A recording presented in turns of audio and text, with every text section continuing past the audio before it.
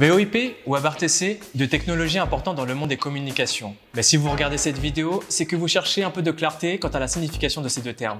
Ne vous inquiétez pas, je vais vous aider autant que possible. En réalité, la VoIP et le WebRTC ne sont pas si différents. Je dirais même qu'ils sont complémentaires.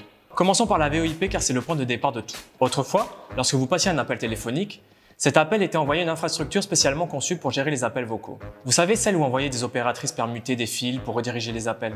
Avec l'avènement d'Internet vers 1995, une société appelée Vocaltech a fait un bond en avant dans la communication en utilisant une connexion Internet afin de faciliter des échanges audio et vidéo. La VoIP est née. Sur le plan financier, la VoIP est une révolution quant à la réduction de frais de communication pour vous le consommateur et sur les coûts de réseau pour les opérateurs. En France, elle s'est rapidement imposée. Les communications natives VoIP ont représenté 4,38 milliards de minutes au deuxième trimestre 2006, soit plus 143% en un an. De plus, à peu près à la même époque, une petite application appelée Skype a été lancée, rendant la VoIP et la communication vidéo accessibles au plus grand nombre. Mais nos besoins et nos habitudes en matière de technologie évoluent rapidement. Aujourd'hui, pour quelles raisons vous utilisez vos ordinateurs?